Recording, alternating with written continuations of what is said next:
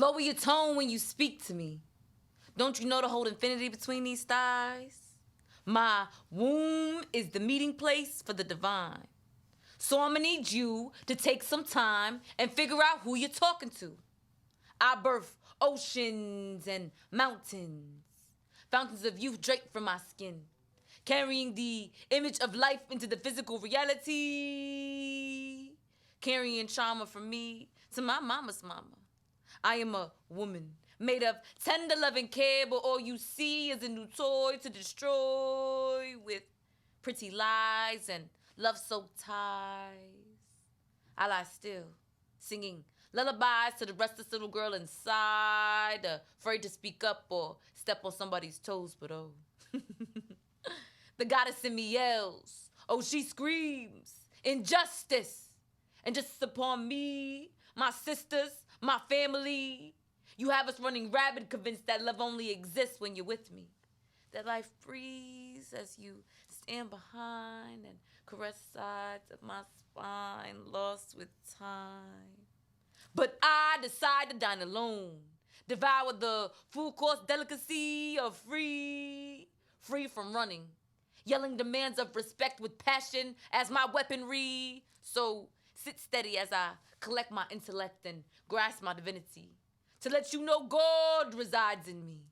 Whether you like it or not, you're gonna respect me. Treat my voice like the settling of the autumn breeze, pulling you into my assertive melody, allowing you some time to recognize that women deserve more than the scraps served on our plates. So I escape this endless race and place my faith in our divinity.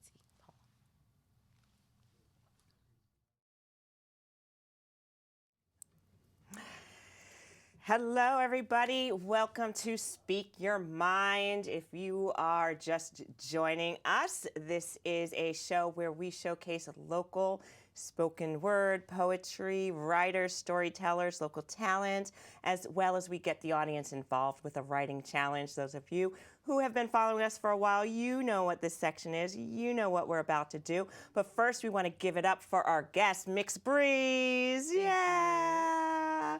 Now, they are an artist. I only had room to write artist. However, they are also a model, photographer, entrepreneur, budding director, screenwriter. The big umbrella word of artist is what you are. You do a little bit of everything. And before we get started, I am going to ask you a contemplative question that I ask all my guests, because we want to know what inspires you the most about your work. What inspires me the most about my work?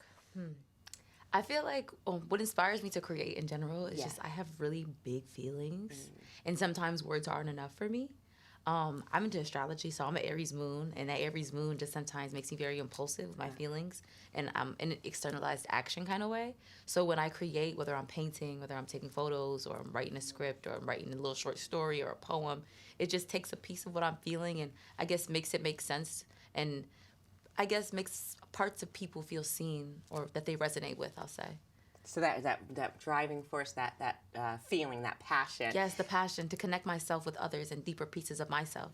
And I can see that Aries moon. I was going to say Scorpio because she had that that deep feeling. But that Aries, it's kind of the same thing. So before we chat a little bit, we want to go to our writing challenge. So our folks at home, this is where you get to participate. If you've never written before or if you've been writing forever, please join us. Our prompt or theme for today is sunflowers and personal garden. But of course, I always start with a warm-up, a brainstorm, or a brain jump, which Mixed Breeze, you are welcome to join us with this brainstorm if you'd like.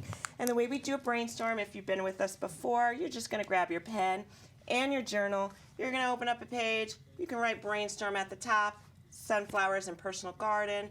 And you're just going to write any impressions, feelings, emotions, themes that come to mind.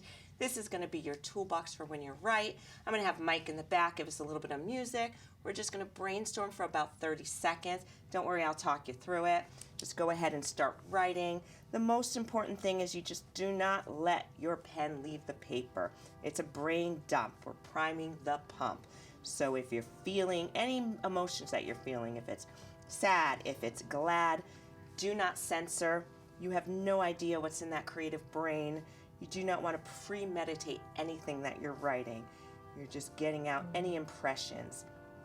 Like I said, it could be memories, it could be words, it can even be blah, blah, blah, blah, blah. I also find if I just doodle on my brainstorm and my warm-up, that also warms up my brain to start writing. What we're doing right now is we're moving our consciousness from our left analytical brain that we're in all day to our right brain so that we can create. And it makes it nice and easy. Okay, I believe our 30 seconds is up, so you can go ahead and put your pen down. And we are going to get to our writing challenge. So everyone at home, you can pause the video and come back to it, but you're going to write a 5 to 10 line poem about sunflowers and personal garden, whatever that means to you. Now, of course, we both wrote ours already, and we are going to share. And I'm going to start because I like to save the best for last. Okay. All right, so here we go. Sunflowers and personal garden. High-reaching reminders of support need when brittle bones bend in a harsh wind, folding its core in elegant boughs to the ground, dropping seeds of nourishment into bellies satisfied from late summer harvest, and dancing amongst those sturdy, tall, upright maidens, saluting the sky with the gracious permission to fall into regenerative hibernation. That was beautiful. Yeah. You're welcome. All right, Miss Bruce. Okay. That's what you got. So something a little short. So sunflowers, personal garden. Sunflowers shower my mind. Combine the truth with true power. Scour my halls. Stall from a destination that calls. Garden guard sins swimming from soulless extensions. No deception. Did you just write that right now? Yeah. Give it up. Give it up. They make it look easy. And eventually, you're going to make it look easy like that. So we have some proof here that right on the spot, 5 to 10 lines is so easy to do. Again, do your warm-up. You can pause it. Don't try to get to that position just yet. That's why I start off 5 to 10 lines, because once you sort of start with 5 lines, you kind of want to keep on going. If you go over, it's quite all right. So I want to share with you why I came up with that prompt for you. And you sort of started us off when you talked about that what inspires you the most is your passion and emotions. And so I was thinking of your name, Breeze, which I love, which I really love, because I feel like you're the essence of that. You are that breeze. You know, we walk into a room and it's like a breath of fresh air. Like you notice that you're there. And it's a breeze can be like a gust, you know, a big breeze, or a nice, like, light little tickle.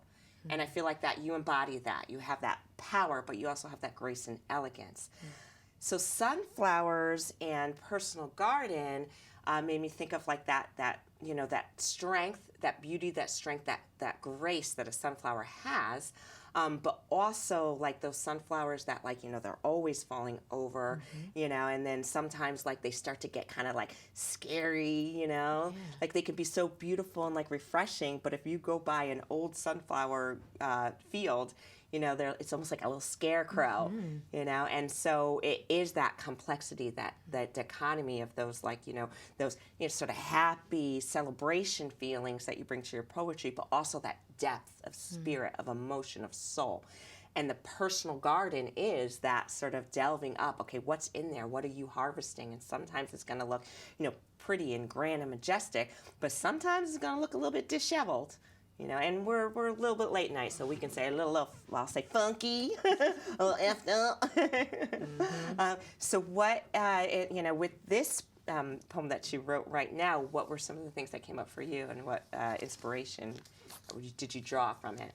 Okay, so for me, I feel like I'm in a transformation period for me. I just graduated college like in May, so it's like getting a job, getting into like the whole society thing, but there's a deep calling within my spirit. It's like I'm here, I've always lived in Connecticut, but I just feel like I need to wander and just find new soil to plant myself in. Yeah. I just feel like here doesn't have the sustenance for me to blossom into the tree that I know I can be. Yeah, yeah. And you were born here, right? Born in Connecticut? Born and raised. Yeah. And it makes sense, you know, as like I was saying, like that big umbrella artist, it's like, you know, you soaked up all that you could of Connecticut, and now it's like to keep kind of putting into your artistic well, you have to see the world. Definitely. And I tell that to young people all the time. You know, I tell young people like who are in college, I'm like, take advantage of a student exchange program, because it's the safest and easiest way to see the world, and it's gonna, you know, it's gonna end up giving you so much inspiration that you're gonna be able to then, you know, put in your words, and you're gonna be able to connect with so many more people than if you just sort of stay in your little home box.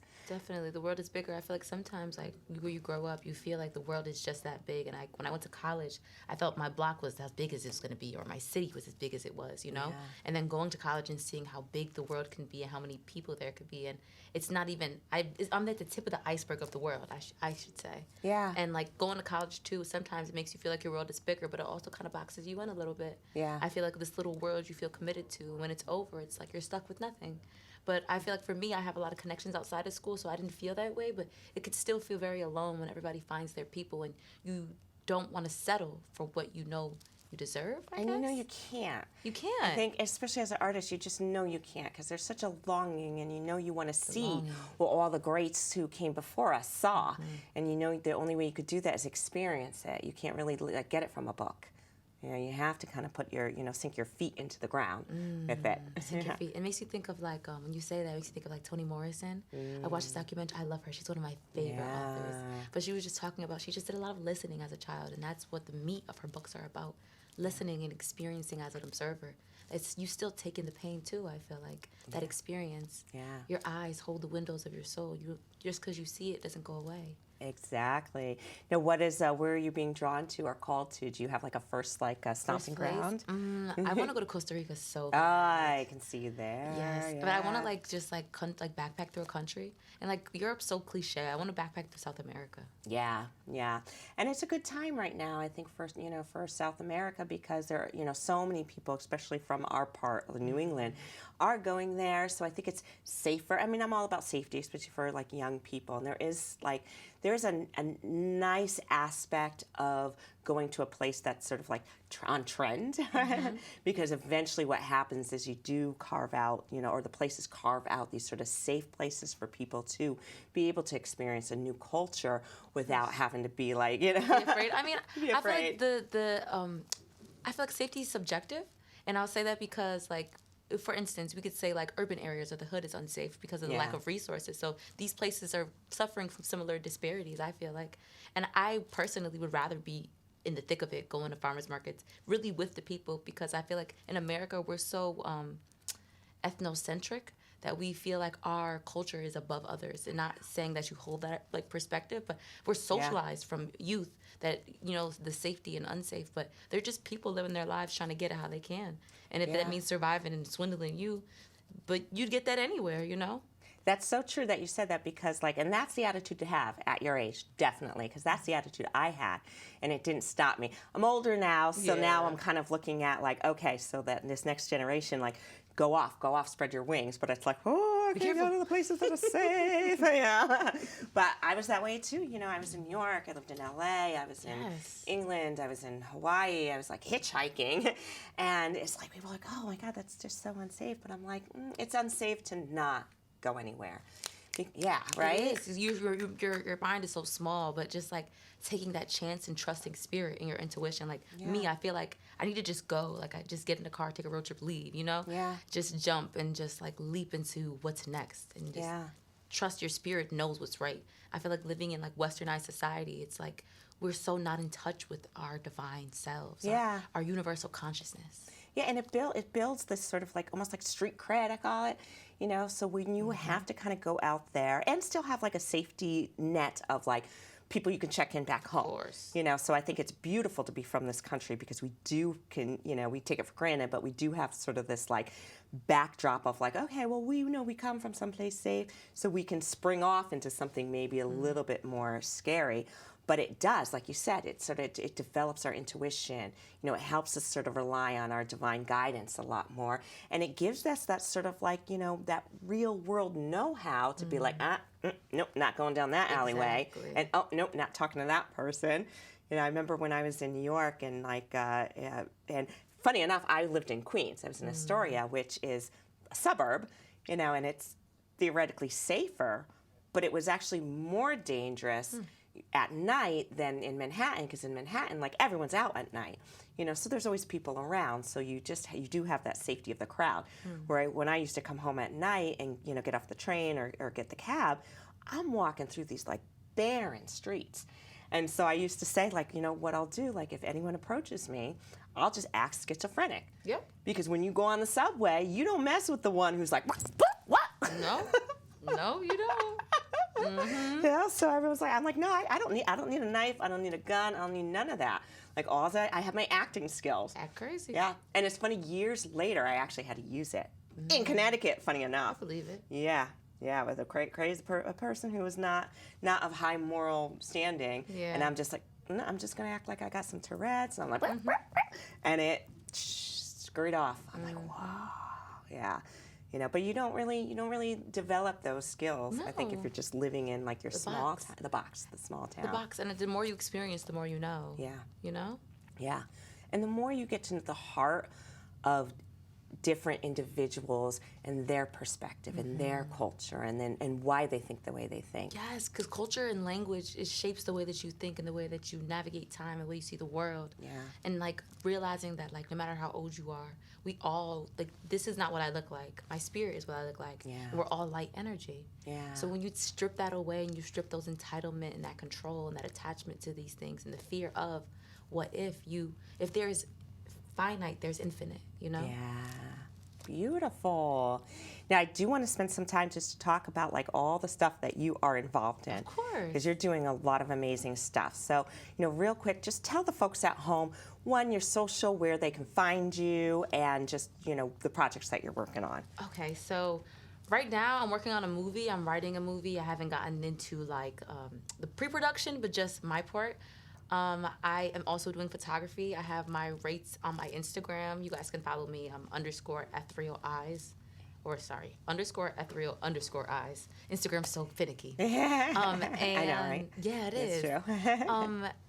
That's and all. under Breeze? Yep, under Breeze. My name would be Breeze. And I also have all natural, all vegan skincare and body wellness products. So I make body butter, olive oil, stuff like that. And I also have my podcast I'm starting to revamp up. So I'm very excited about those things. So Instagram's the best, Breeze? Yep, Instagram's the best. And then on Facebook, it'll be Breeze RC.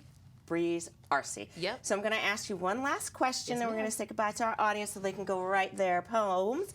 So we want to know, Mix Breeze, what tips or advice that you have for the folks at home, for the ones who are just getting started at writing, but also maybe people who've been doing this for a while, so they don't give up, they're inspired, so they can kind of bring that same passion and soul that you do to their work. Okay. Be comfortable with uncertainty. Everything is not going to go the way that you plan. Always remember to think what you want to appear and manifest in this reality. Don't think less of yourself or your mission or your dreams, because it'll come into fruition. And also, life is a series of choices. Choose what you won't regret, basically. Beautiful, wonderful. Thank you so much, Breeze. We're going to have more of Breeze coming up. They're going to do another beautiful poem for us. In the meantime, write your poems. You can go to Facebook, go on Speak Your Mind Facebook group. If you want to post them there, or you can send them to me at speakyourmind@myyahoo.com. And maybe one day I'll read them on the air. And don't forget, keep writing. Don't go anywhere, because we have more with Breeze.